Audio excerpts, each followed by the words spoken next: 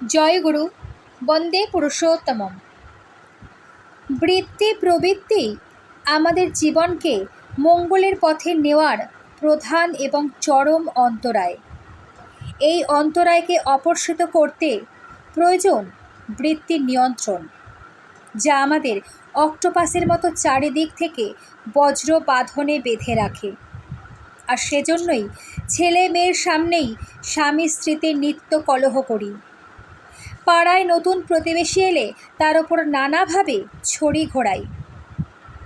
আবার বউকে তুষ্ট করতে বা বর্তমানে ঠাটবাটের ফ্ল্যাট সংস্কৃতির সঙ্গে বার্ধক্য নুবচা প্রৌঢ়া মায়ের বৈধব্য জীবনের জীর্ণতা ঠিক খাপ খায় না বলে বুঝিয়ে সুঝিয়ে তাকে বৃদ্ধাশ্রমে পাঠাই। আপিসের কৌলন্য ভাঙিয়ে ঘুষ নিয়ে ব্যক্তিগত স্বার্থ সিদ্ধি করি। অর্থাৎ নিজ চরিত্রের পিণ্ডি নিজেই চটকাই।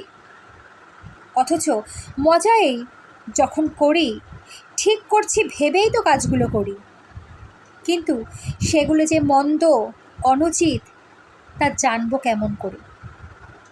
এই জন্যই দীক্ষাই আমার বিবেককে জাগিয়ে জানিয়ে দেবে কাজটা তুমি ঠিক করনি।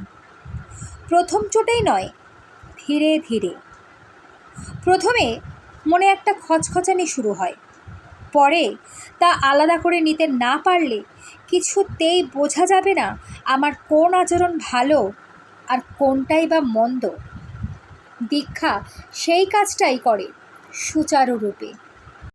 কুলার্ণবতন্ত্রে ১৭ অধ্যায়ের ৫১ সংখ্যক শ্লোকে বলা হচ্ছে, দীক্ষা মানুষকে মলিনতামুক্ত জ্ঞান দান করে, তার কর্মবাসনা ক্ষয় করে, দিব্য ভাব প্রদান করে, কলুষ নাশ করে এবং এই দীক্ষাই তাকে ভববন্ধন থেকে মুক্তি দেয়। এজন্যই মুনি ঋষিগণ দীক্ষাকেই তন্ত্র ও দেবসমূহের সার মনে করেন। এই কঠিন তত্ত্বকেই প্রাঞ্জল করে সাধারণ মানুষের বোধগম্য করে শ্রী শ্রী ঠাকুর বললেন, দীক্ষা নেওয়া মানে হচ্ছে কাজের ভেতর দিয়ে জীবন ও বৃদ্ধির অনুপূরক জানাকে অর্জন করা। তাহা হইলেই যিনি করিয়া জানিয়াছেন তাহাতে অ্যাটাচড হইয়া অনুকরণ করা ছাড়া জানার উপায় আর কি হইতে পারে? ইংরাজিতে ইনিশিয়েশন কথারও রুট মিনিং নাকি টু গো ইনটু। তাহা হইলে দীক্ষা লওয়ার প্রয়োজনীয়তা কি ইহাতেই বুঝিতে পারেন।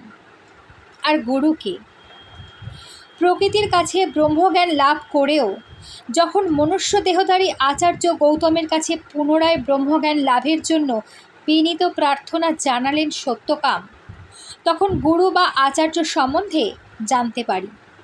সত্যকামের প্রার্থনাটি ছিল, আচার্যা দৈব বিদ্যা বেদিতা স্বাধিষ্ঠান প্রাপয়তি, অর্থাৎ আচার্যের মুখনিষ্ঠিত বিদ্যাই ফলপ্রসূ কল্যাণকর, গুরুমুখী জ্ঞানই শ্রেষ্ঠ জ্ঞান। আচরণশীল পুরুষই জীবন্ত বেদ, শান্ত, সংযত, কুলীন, শুদ্ধ বেশে পরিহিত, শুদ্ধাচারী, সুপ্রতিষ্ঠ, শুচিশীল, বিনীত, বুদ্ধিমান, ধ্যাননিষ্ঠ, তন্ত্রমন্ত্রে পারদর্শী, তরণে তারণে কঠোর আশ্রমবাসী ব্যক্তি কেবল গুরু পদবাচ্য। শ্রী শ্রী ঠাকুর অনুকূলচন্দ্র এবারেও শাস্ত্রতত্ত্বের জটিলতায় না গিয়ে অত্যন্ত সহজ ভাষায় বললেন, গুরু তাকেই বলা যায় যিনি জানিয়া জানাইতে পারেন। শব্দ, ভক্তি, স্তুতি ইত্যাদি দ্বারা কোনো কিছুকে ডাইজেস্ট করিয়া বা হজম করিয়া মানুষকে তাহা বিজ্ঞাপিত করিতে পারেন। তিনি আরও বললেন, তাই তোমাদের যে যজন যাজন ইষ্টবৃত্তি সস্তায়নীয় সদাচার চালাবার কথা বলেছি, এইটা চালিয়ে যাও, দেখতে পাবে এই ভিত্তির ওপর সব কিছু গজিয়ে উঠবে। এর সুদূর প্রসারী ফল কিন্তু এখন বুঝতে পারবে না, বুঝতে পারবে পরে। এখন শুধু বীজ ছিটিয়ে যাও ও মানুষগুলিকে গজিয়ে তোলো। তাই গোড়ার জিনিস হলো দীক্ষা। দীক্ষা হলো নবজন্ম, যাকে বলে দ্বিজত্ব লাভ। ওই থেকেই মানুষের ইষ্টিচলনের সূত্রপাত। তার আগে পর্যন্ত অনিষ্টের সঙ্গে মিতালি করে চলে মানুষ। স্মরণ রেখো, তোমরা পরম পিতার দূত, মানুষের কাছে তোমাদের কাবু হওয়ার কিছু নেই, কিন্তু তোমাদের কাছে মানুষের কাবু হওয়ার আছে, কারণ তোমরা যে ধনে ধনী সে ধন তাদের নেই, অথচ তার প্রয়োজন আছে তাদের। কিন্তু তোমরা তাদের কাছে কিছুরই কাঙাল নও। কাঙাল যদি হও কিছুর, সে তাদের মঙ্গলের। শ্রী শ্রী ঠাকুর ইষ্টভৃতি সস্তায়নী সদাচারের বীজ ছড়িয়ে দিতে বলেছিলেন তদানীন্তন দীক্ষিত ভক্তমণ্ডলীর উদ্দেশ্যে, আর বলেছিলেন যে তার ফল সঙ্গে সঙ্গে পাওয়া যাবে না, যাবে পরে। তারপর শতাধিক বছর অতিক্রান্ত।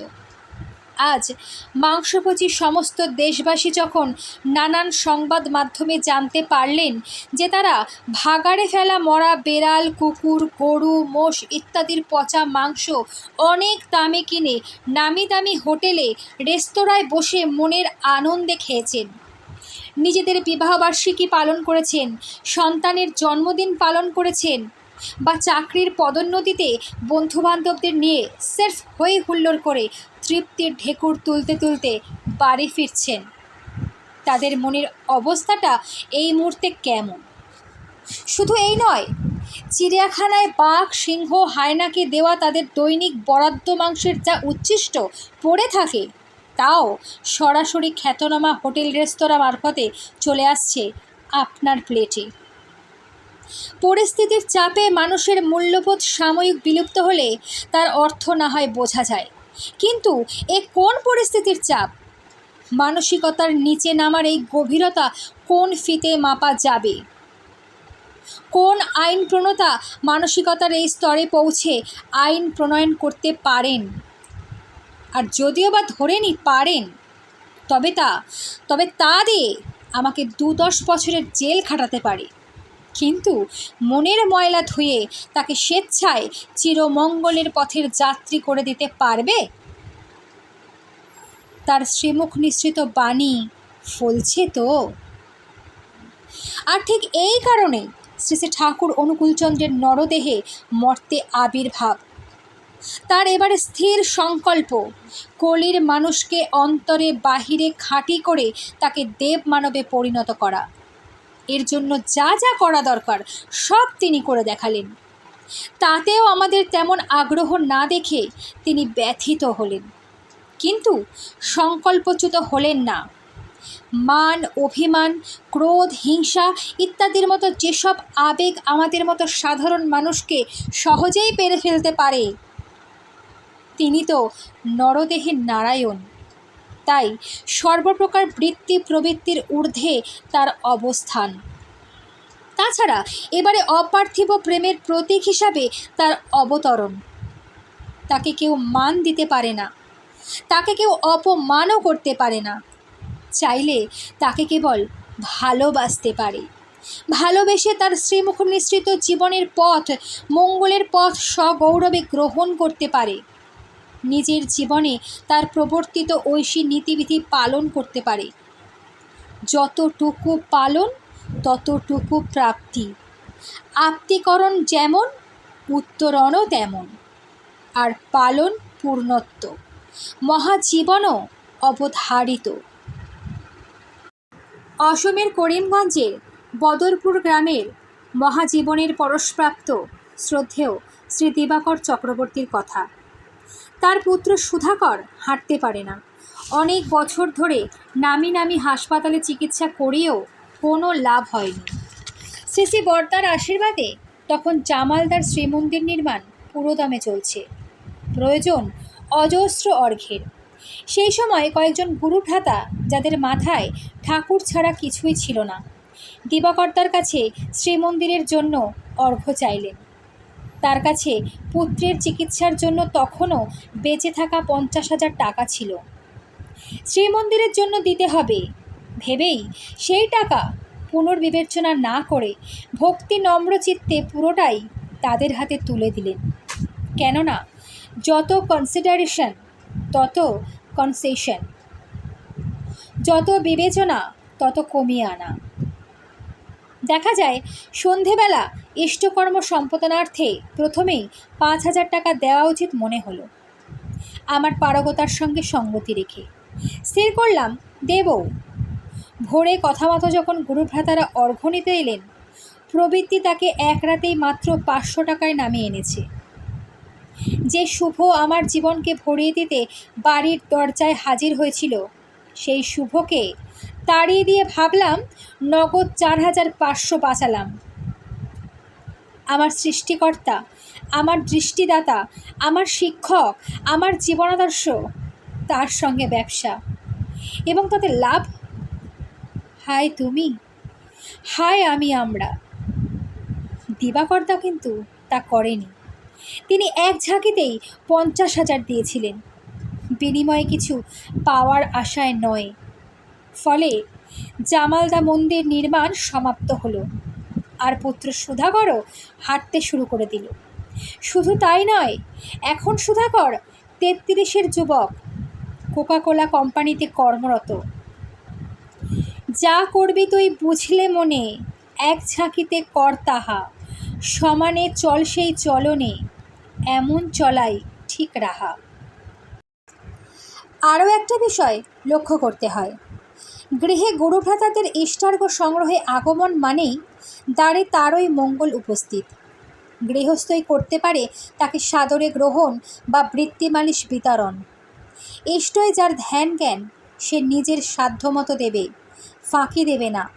শুভ বা মঙ্গল তাকে ছেড়ে কখনো যাবে না। সহজ তুক। তাই 12 বছর বয়সে যে শ্রী ঠাকুরের সদ্দীক্ষা লাভ করেছে, নিঃসন্দেহে তার বাকি জীবনের বিপদগামিতা, বৃত্তিবিলোল চলন বলন, উত্তরোত্তর উন্নতির সব বাধা বিপত্তি রুখে দেওয়ার মজবুত ভিত প্রস্তুত করেছে। এরপরে নিষ্ঠানিপুণ অনুশীলনে বিশাল ও দৃষ্টিনন্দন ইমারত গড়ে তুলতে পারে। বাল্যে কৈশোরে সদ্দীক্ষা গ্রহণ, জীবনের শুরুতেই মহাজীবনে উত্তরণের নিশ্চিত বীজ বপন, প্রারম্ভেই পরিণতির পথ নির্ধারণ। যারা দীক্ষা পেতে চায় না, তারা নিজের মঙ্গলেই চায় না। হয়তো এখনও তারা সাহারা মরুর বালুময় পথ হাঁটিতেছে। মরুদ্যান বহু দূরে, তাদের কর্মফলেই সেই মরুদ্যানে পৌঁছাতে বাধা সৃষ্টি করছে। তপ্ত বালুতে দগ্ধপদ, সূর্যের খরতাপে শুষ্ক মগজ, তেষ্টায় ফাটছে ছাতি। এর পরেও আছে মরুসর্প, আছে প্রাণান্তকর মরুঝড়, তবুও দূরেই মরুদ্যান। সদ্দীক্ষা পেতে হলে যে তাকে পৌঁছাতেই হবে ওই মরুদ্যানে, সৎসঙ্গে সতের সন্নিধানে, পরম পূজ্যপাদ আচার্য সকাশে। জয় গুরু।